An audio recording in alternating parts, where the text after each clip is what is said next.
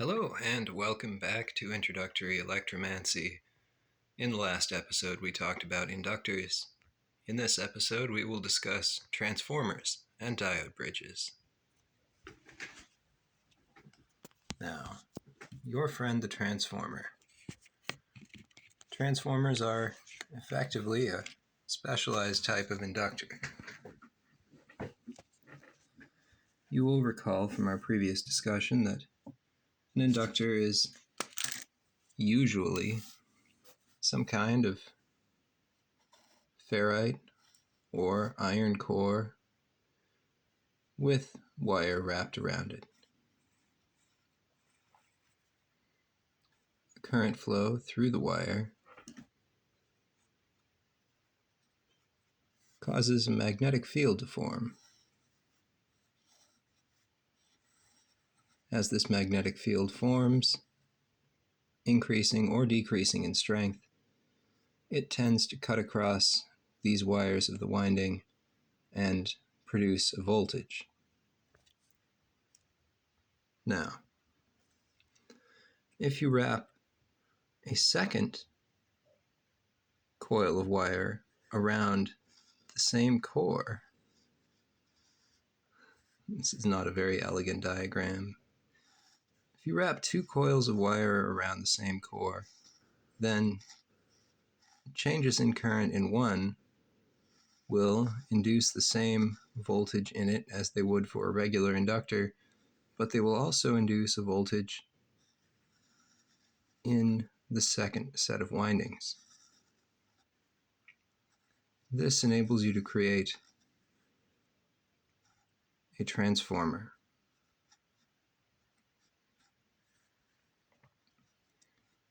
The transformer is one of the most widely used electronic devices, and in practice, they're not usually wrapped around a cylindrical core like this one.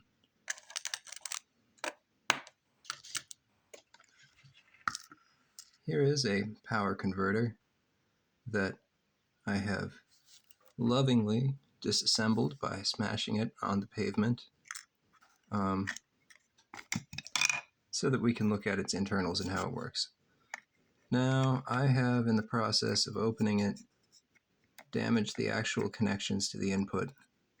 So, unfortunately, unless I'm able to carefully resolder to these wires and figure out where the ones that broke off inside the transformer body came from, if I can't do that, I can't get it to work again. So it may have died in service of producing this informational video. But that said, here is the transformer. You can see the laminated iron core. This exists in order to give the magnetic field a place to go. It concentrates it within this core, and you can see there are two sets of windings. This one, the one with many windings, is the AC input from the wall, and then the second set of windings will be the output. I suppose, since I have already quite thoroughly damaged this transformer, I may as well cut into it.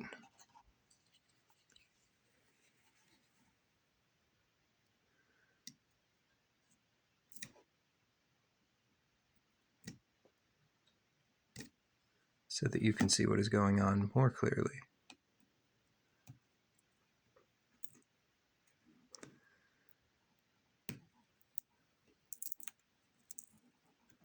On the top is the set of input windings. On the bottom, the output windings.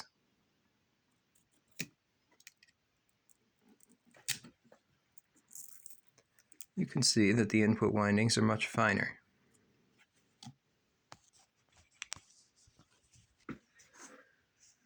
On this transformer, there are 10 times as many input windings as there are output windings.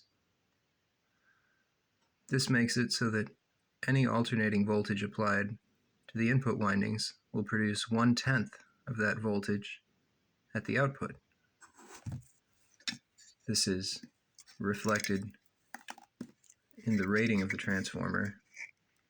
Input 120 volts, output 12 volts. I am glossing over the fact that the input is 120 volts AC and the output is 12 volts DC. We'll get to that in more detail later. Suffice it to say that the AC voltage is the RMS voltage. The root mean square voltage.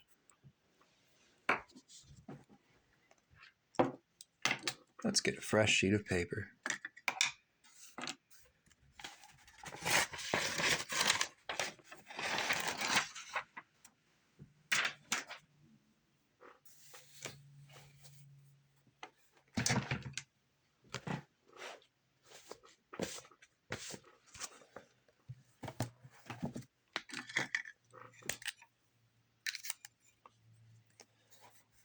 So, AC power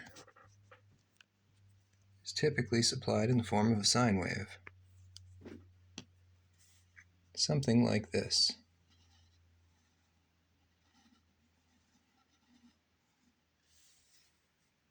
The peak voltage of the sine wave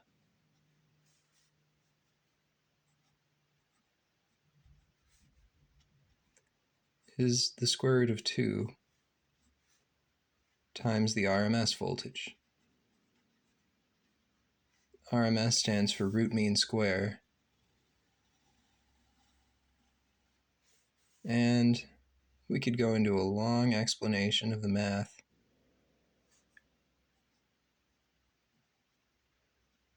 but I think we'll save that for another episode. Suffice it to say, the RMS voltage is what makes Ohm's law and the power law still work properly even when you feed it the AC voltage value. The upshot of this is that if you're in the United States, you get 120 volts from the wall, but the actual peak value is about 170 volts. That said, transformer has this lovely electrical symbol here. 2 input windings that share a common core. Strictly speaking, these 2 unbroken lines mean a laminated iron core, but it seems like this symbol is in common use for every kind of transformer now, even those that have powdered iron or ferrite cores, or air core transformers, which don't have a core material at all. Now, this innocent transformer that I have dismembered converts 120 volts down to about 12 volts. It does this because it has a turns ratio of 10 to 1.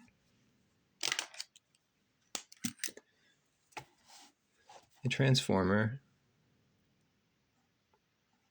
has some number of turns on the input, the primary coil, and some number of turns on the secondary coil.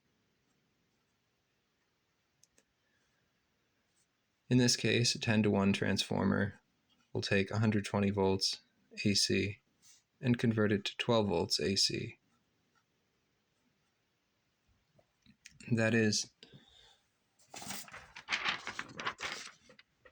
because as the magnetic field cuts across one of these coils, if there are only 1/10 as many on the secondary winding, it will only cut across 1 coil for every 10 coils here. The net effect is that a transformer allows you to multiply voltage by a certain value while dividing the current by the same value. So if you had, say, 1 amp going in, then you would get 10 amps coming out. This is because, ignoring core and winding losses, the power into and the power out of the transformer must be the same. So in this example, 120 watts going in, 120 times 1, 120 watts coming out, 12 times 10. This is because of the power law. Power equals current times voltage. However, because power, by substitution, as we saw in an earlier episode, also equals current squared times resistance, you can use a transformer to convert a voltage up and then back down and reduce power losses. So at your power station, you would have a transformer that converted up to some high voltage, and then this would be what would go along your transmission lines. And then at each house, or every several houses, you would have a transformer which converted the voltage back down to a lower voltage. 120 volts in the US. You'll see these as large cylindrical objects mounted to power poles. If you're in the United States, from what I understand, in Europe they are largely underground. So, the transformer lets you convert voltage up or down, and it converts current up or down by exactly the opposite factor. So if a transformer multiplies voltage by 10, it divides current by 10. If it divides voltage by 10, it multiplies current by 10. This is because the power into and the power out of the transformer must remain the same. Theoretically, for an ideal transformer, in actual life, you can expect to lose between 3 and 15% of the energy being converted in the transformer itself. Now, you will see there are 4 diodes on this board and a capacitor. These 4 diodes are forming what is called a diode bridge. A diode bridge is a very special and marvelous circuit.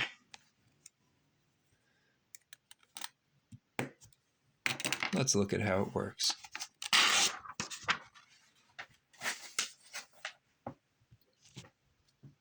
Got a ladybug in here. My little friend.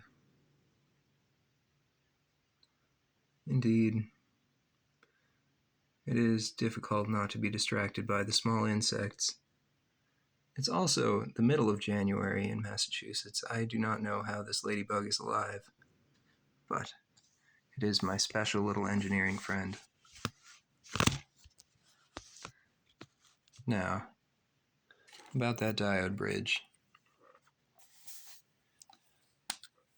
Diode bridge consists of 4 diodes.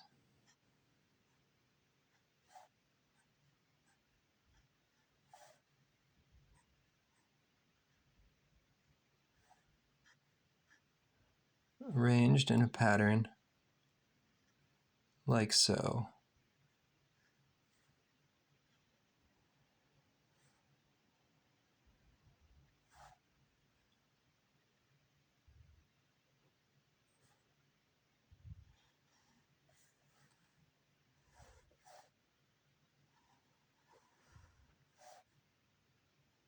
Little blobs mean that the wires are connected.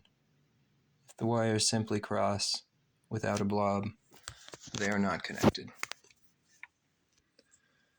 This is a marvelous diode bridge. Here we have the AC input terminals. Here we have the positive output and the negative output. It's a good thing that isn't on.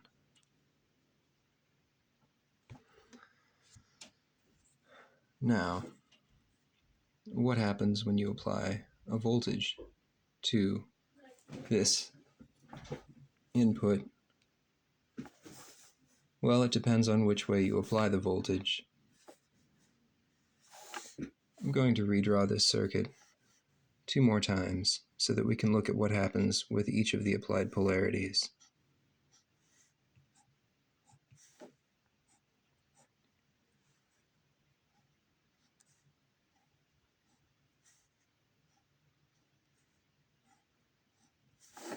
Very exciting, I know.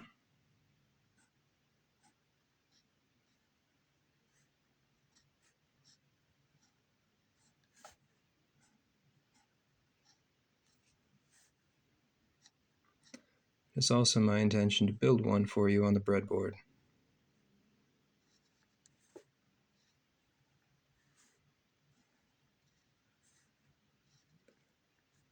So, here we have our diode bridge.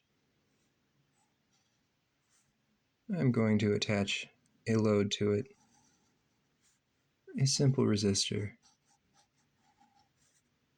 The exact value of the resistor does not matter for this explanation.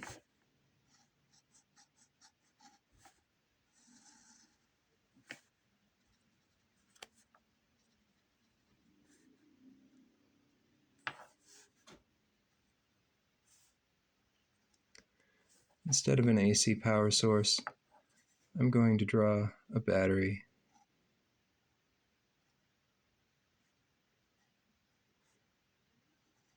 Connected one way to represent one side of the AC cycle and connected the other way to represent the other.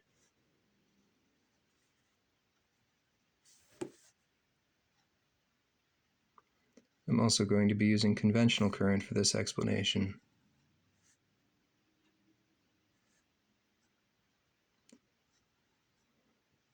This could be better drawn, but here we are. So, in the case on the left, current flows out of the positive terminal on the battery. Then flows through this diode. Then this way, because this diode is reverse biased so it cannot conduct. It flows through the load resistor and then back through this diode, making its way back to the cathode.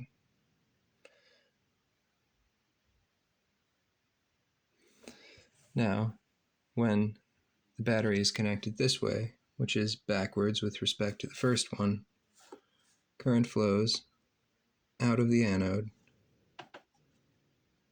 through this diode, through the load, and then back through this diode. So one way goes that way, the other way it goes that way. Things to note: the current has to flow through 2 diodes, either this one and this one, or that one and that one. Either way, you can expect to lose about 1.4 volts in the diode forward voltage drops because each one takes 0.7 volts to turn on. Also, critically, the current flows in the same direction through the load no matter which way the power input polarity is. So, if this were actually an AC voltage source, not very well drawn, but there you are, and you put it through a diode bridge,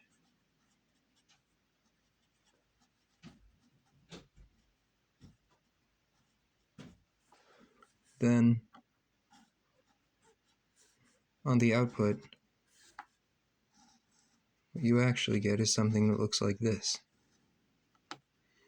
a pulsing positive signal, as opposed to the original input signal, which was oscillating above and below 0 volts.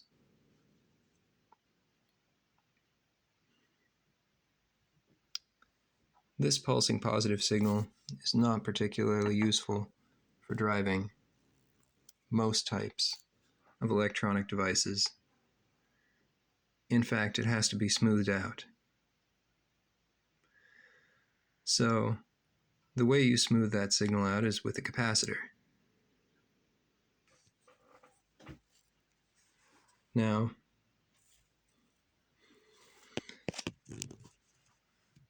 we have a picture of what is going on here a bit better.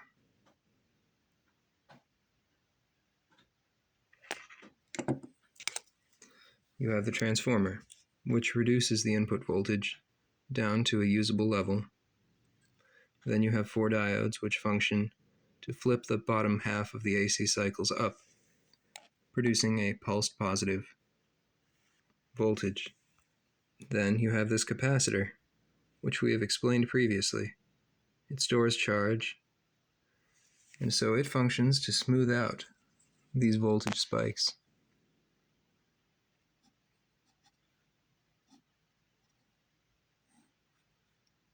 Draw a happy little capacitor. Doing my very best not to squish this ladybug, but I guess it just wants to be the center of attention. The output from that will be something approaching DC. It will have little ripples in it because the capacitor charges at these peaks and then discharges when there is no available peak until the next one. So this tiny difference in voltage here is called ripple voltage.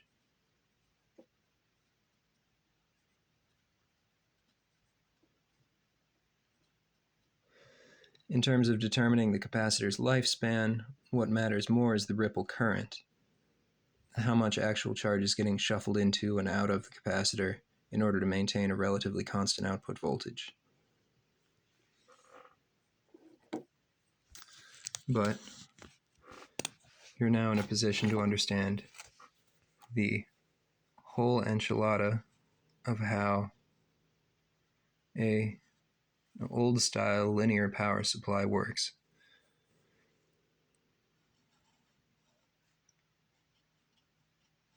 Here's your line input on the left. In the United States, that's 120 volts AC at 60 hertz. That is 60 cycles per second. Or put another way, one of these little cycles takes 1/60th of a second.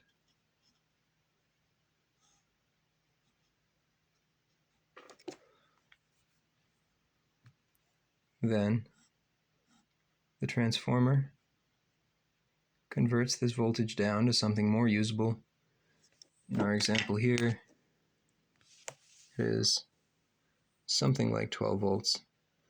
The actual peak output voltage would be 12 volts divided by the square root of 2, that quantity plus 1.4 volts AC, I think.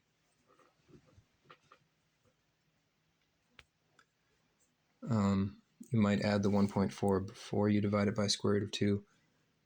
In any case, it's not particularly important to remember right now. The output from the transformer then goes to a diode bridge.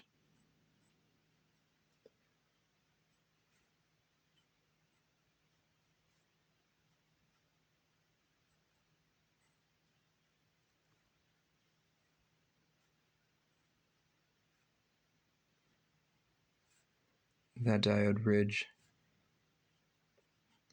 goes to the output, but also to a capacitor whose purpose is to smooth the output.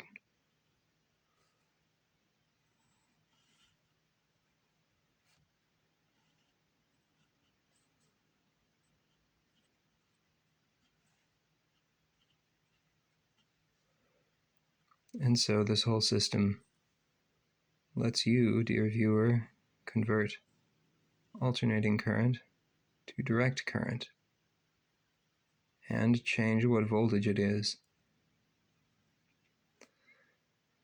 Transformers only work with a changing current because that's what causes the changing magnetic field. If there's a constant current flowing, the transformer doesn't look any different to it than just a piece of wire. And this need for constantly changing current is the reason why AC power is used throughout the world instead of DC power.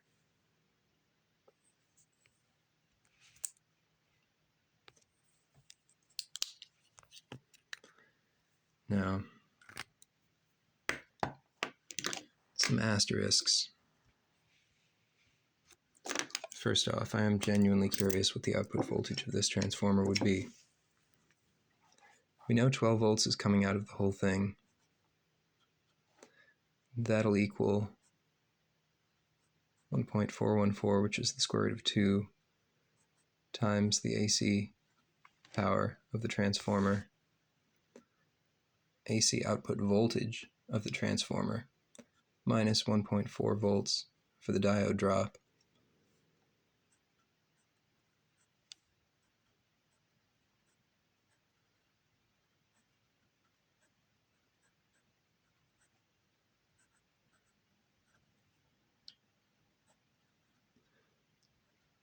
So whatever 13.4 divided by 1.414 is, that'll be the output voltage of this transformer right here.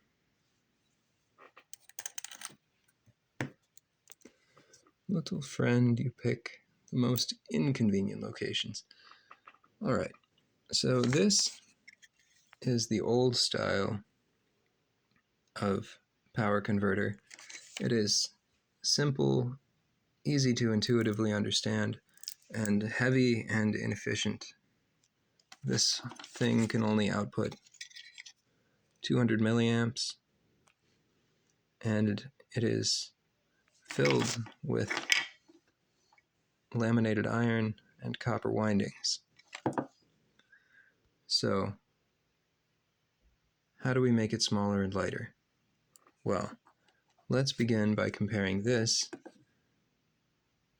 wall frequency power conversion transformer to this much smaller signal transformer.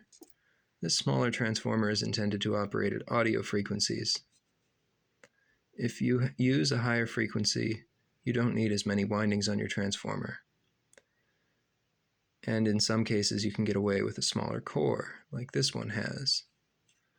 So higher frequencies generally tend to make the transformer required smaller. So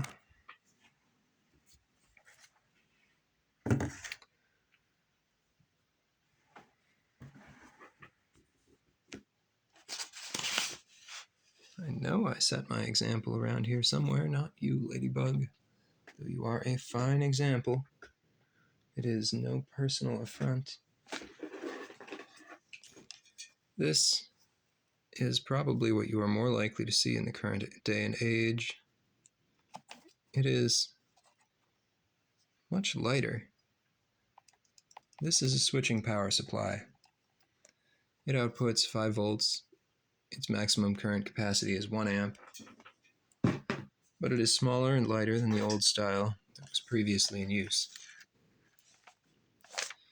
The way that this is attained is by adding another couple of steps.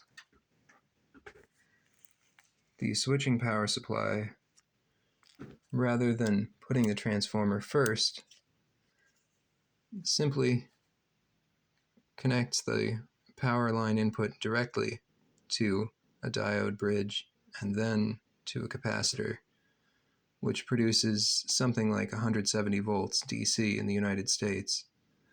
That 170 volts is then switched by a circuit very rapidly and then fed through a smaller high-frequency transformer, then to another diode bridge or other rectifier, and then finally connected to the output. Switching power supplies are more complicated, but they tend to be lighter weight and more efficient.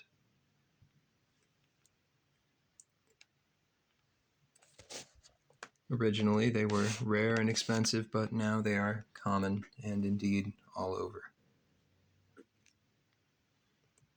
Now, my ladybug friend here and I would very much like to show you, dear viewer, the operation of a diode bridge in real life, but this explanation took a bit longer than I had expected it to, so I'm going to be cutting this in half.